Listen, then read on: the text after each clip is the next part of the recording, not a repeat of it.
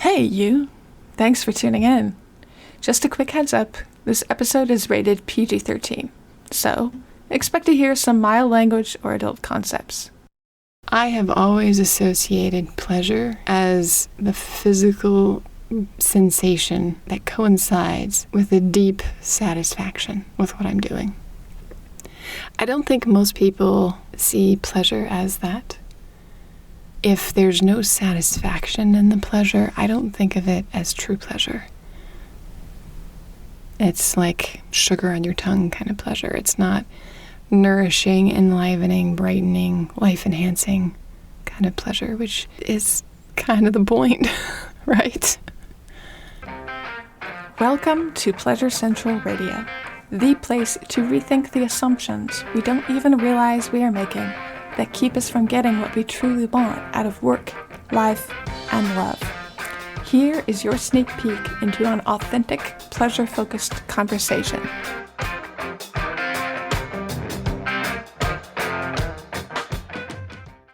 This episode of Pleasure Central Radio is dedicated to my mom. I'm in the northern latitudes, and weather-wise, we are in the dead of winter. Almost, anyway. Tomorrow is the solstice, the shortest day of the year, the longest night of the year.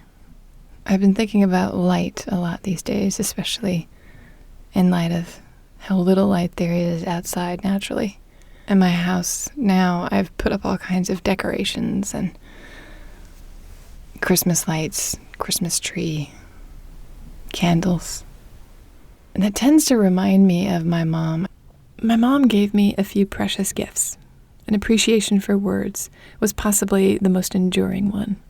She was a writer, a journalist, a speaker, and an author before she died. But she was also one of my biggest fans. She was a grammar and word nerd, and she loved books like Eats, Shoots, and Leaves. She took me to my first Toastmasters meeting, and I got to meet artistic friends of hers, other authors, and famous painters. She was even my writing teacher for a year in middle school there at the end. I don't have very many clear memories of her. She died suddenly when I was 11. However, one of the memories I do have was about a Swedish tradition. She was half Swedish. There's this parade of lights that happens sometime early in December. And the little girls in the village get to walk through the town with candles, sometimes a wreath of candles on their head, if they're old enough for that. And there's one girl at the front who gets to lead the procession. I remember my older sister getting chosen, or at least play acting that, in the Christmas game that we played as a family. Another tradition that's common in Scandinavia around this time of year is the tradition of hygge. Or I guess it's the amplification of hygge. Hygge is a Danish word, and it means more than comfy and cozy, but it's a good place to start. There really isn't an English translation for hygge. But if you think candles and light and long, slow food cooking on the stove with friends around and hanging out, sharing conversation, reading books, playing games, and maybe there's a blizzard outside, that it's an ultimate hygge experience. At the end of this episode, I'm going to share a brief pleasure bite that I created earlier this year called the hygge of light. And it's all about the different pools of light and different seating areas that I've created in my house. It has been a hard fucking year. I don't know where you are in the world. Maybe you're coming up on the longest day of the year instead of the shortest. Maybe you're celebrating your December holidays in sunshine on the beach. Whatever you're doing for the holidays, I hope you can connect with the sense of light and lightness that I've been able to connect with. And as I look back on what I've actually accomplished this year, what I've worked through, what I've come through, the experiences that have derailed me and how I've dealt with them, got myself back on track, have people that have helped me get back on track. Most of it I didn't do by myself. The other day on my tea bag was this beautiful message. love is who we live for, not who we live with. I think that's incredibly profound. I like looking for examples of how big statements like that actually play out in someone's real life, how it works, and whether it works, how well it works. There's a TV show that I saw this year that I've been deeply inspired by. It's a show called Away. It's about the first manned mission to Mars. One of the reasons why it inspires me so much is that the commander of the mission is a woman. She's an incredibly strong woman, but she's also incredibly feminine and thoughtful and receptive. And the logistics of a mission to Mars, really, really difficult. She has to leave her family, her husband, who's also an astronaut, who can't go on this mission. She's leaving her teenage daughter behind. And who knows, she may never come back. But this is a 3-year-long mission for the benefit of humanity, for the benefit of the future, the race of the planet. And she gets to go out and do this. And it's something she's wanted her entire life. So it's got a lot of meaning for her. There's a lot of satisfaction in reaching this point. And there is an episode, I think it's Goodnight Mars, episode 7, where her teenage daughter is starting to have some problems. She's meeting boys and hanging out with boys that maybe she shouldn't be. She ends up in a motorcycle accident because of it. And not surprisingly, her mom is stressing out, but she's so far away from planet Earth that not only is there nothing she can do, but communication is taking hours to get through, and it's only email, so there's not a lot that she can say or do to comfort or be comforted. Her daughter ends up writing her an email, trying to explain what's going on, and she shares that Isaac, this boy, makes me feel like I'm flying. And she wants to be really clear with her mom about how important this person is. And she knows that her mom grew up when she was 15 and 16, flying a crop duster every morning at 5 or 6 a.m., and how much she loved to do that. How much she loved to get up early, go out and fly, and do something that felt so free and so empowering. And so she tells her mom, with him, I feel like I can fly. I feel like everything is possible and I have hope. And then her mom writes this brilliant, beautiful reply. Dearest Lex, flight, possibility, hope. These are things I never want you to live without. What I wanted to say, but I did so very badly, is that there was a time when I thought flying was everything, when I thought Mars was everything, when I had no idea how much more there was, how much more there could be. And that particular scene is set up with a memory, a flashback of her mom making the decision about whether or not to keep her as a baby. If she keeps her, she's afraid that she cannot be the best astronaut she could possibly be. And everything in her body and her training and her ambition is telling her to be selfish and go and do this just for herself. I have no judgment about abortion. I think it's a very personal choice. There's a moment where her partner at the time is sitting with her and says, well, maybe having a baby will make you a better astronaut. And she looks at him incredulously. And she just said, no, it won't. There's no way she believes that that's possible. There was a time when she thought flying was everything. And then a time when she thought Mars was everything. And yet here she is on a mission to Mars for the benefit of the whole race, doing something more than just flying, turning over all of her parental abilities, essentially, to her kid's dad and to the team back at home. And it turns out there's always more potential for satisfaction. There's always more potential for expansion. You know, there's something really interesting for me about pleasure. Over the years, I've come to realize that when I use the word pleasure, it's interpreted by people a little bit differently than the way I generally interpret it. I have always associated pleasure as the physical sensation that coincides with a deep satisfaction with what I'm doing. I don't think most people see pleasure as that. I see pleasure almost exclusively as that. So now I'm starting to recognize that if there's no satisfaction in the pleasure, I don't think of it as true pleasure. It's like sugar on your tongue kind of pleasure. It's not nourishing, enlivening, brightening, life-enhancing kind of pleasure, which is kind of the point, right? And I think that whole show really, but that episode especially, really points out that love is who we live for, not who we live with. We may not be with the people that we love, but we can still live for them. We can still create something for their future. We can still build a legacy, build something for them, even if we're thousands of miles away in a spaceship heading to another planet.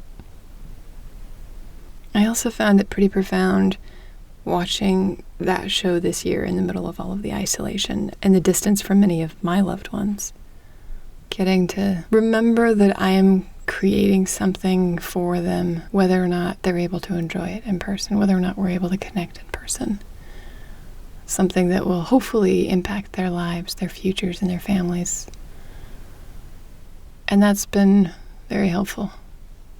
It's probably one of the reasons why I'm ending this year, 2020, as hard as it has been in certain moments, with still a very deep sense of satisfied with where I am and eager for more. And the world is a radically different place than it was 12 months ago. It's funny, when I look back on 2020 and the lessons that I've learned, I saw some surprising things in my annual review. First of all, I was really, really productive this year. I've learned new skills, new software, built new products, generated whole new websites, proven to myself that my world actually is resilient. And I found a few holes and have gone about figuring out how to plug those. I've worked with a bunch of different mastermind groups, and they each have a special place in my heart. And they each deserve a bit of the credit for all of the success that I've had this year.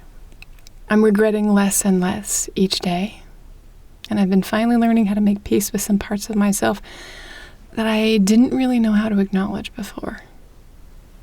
I'm finding joy again, even in the midst of winter. And I found that, again, I cannot do it alone. I must find ways to connect, and I will, no matter what. My friends are starting to notice that I'm lighting up again. So as I'm thinking about this year, 2020, it's reminding me in an eerie kind of way of an aha that I had when I was in my early 20s or late teens. So my mom died pretty suddenly when I was a kid, and I had a beautiful experience when I was 17, I think, where a small group of people came together and created sacred space for me to grieve in a way that I didn't know I needed, in a way I didn't know was possible even. And yet, in an hour, I went from getting all kinds of things out that really needed to be expressed, and eventually ended up laughing. I don't know how that happened. I know we had a particularly good guide for that experience. I just know I felt so different, so much lighter, brighter. And I had an epiphany that, as sad as it might have been that my mom died suddenly when I was young, as sad as it might have been that I didn't have that influence in my teenage years, actually, the person that I had become because of it was a really, really cool person. I was someone that I admired. And the things that I admired about myself were things that I doubt I would have been exposed to if my mom had still been around. The things that I learned were things that she had been doing for me and probably would have continued doing, just like all of my peers' parents were doing. But instead, I went away to college with this incredible resource of skills and independence and freedom. And when I noticed that most of that person I had become would have been completely different if that experience had been any different, it created this really strong appreciation for the entire experience. Not that I was glad it had happened, but I was glad that I happened. As deep and as painful as that grief had been, there was a gift left behind. There was the realization that I had been freed to have the life I wanted for myself. Some people might say that's strange or morbid or distasteful. I say it's also true, no matter how you choose to judge it. On the longest, darkest night of the Northern Hemisphere's year, I'd like to nudge you to think about your own history, your own massive life shifts. Where you are in your own personal success cycle doesn't matter, but how you look at where you are matters a lot. Where were you a decade ago? How much has changed? And project that forward. You have no idea how different you're going to be on 2030. Remember who you thought you were before things started to look bright again. Remember who you became thanks to the gifts of that experience. And remember, oh please, remember that you are allowed to celebrate and to honor how far you have come.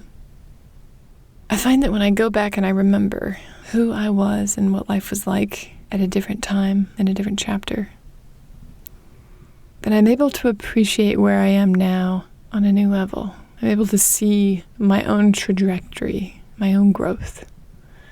What if some future version of you was able to look back at you now and say, hey, I never want you to live without pleasure. I never want you to live without connection, without partnership. There was a time when I thought that was everything, and now I know there's so much more. And I think at the end of this year, I'm looking back and having a similar realization to the one that I had after my mom had died. That as deep and as painful as the grief has been, there's a gift left behind. My appreciation for words, for story, for theater, and for performance was definitely a gift that was delivered and nurtured by my mother. As deep and as painful as the grief has been this year, there are plenty of gifts left behind. Self-acceptance, resilience, confidence, clarity, pride, beauty,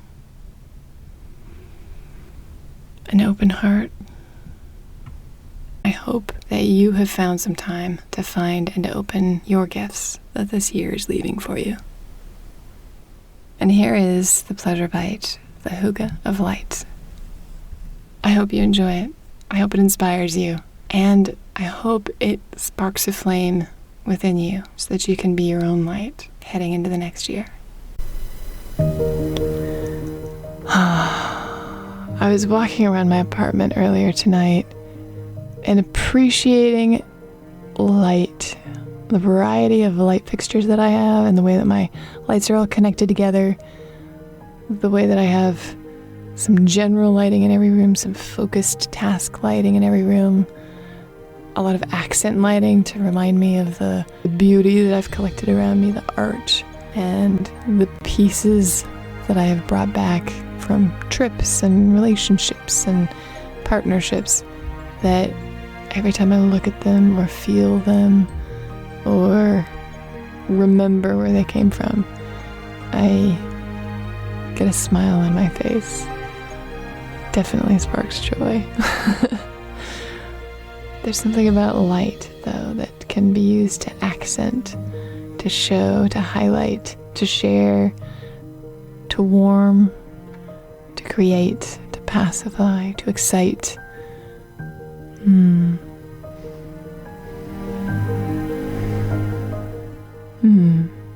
Yeah. The hygge of light.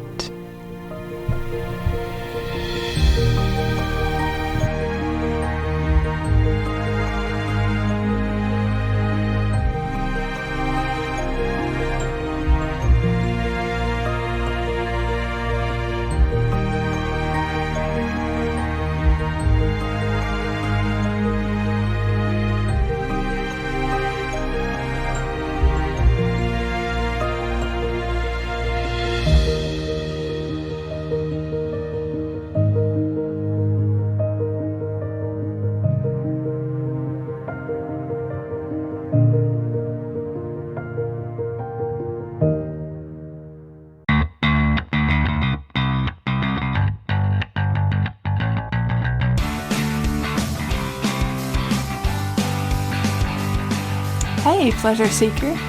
Well, that's it for today's conversation. Here at Pleasure Central Radio, we love using conscious communication, science geekery, and copious amounts of true pleasure to improve our partnerships, our money, and our love lives.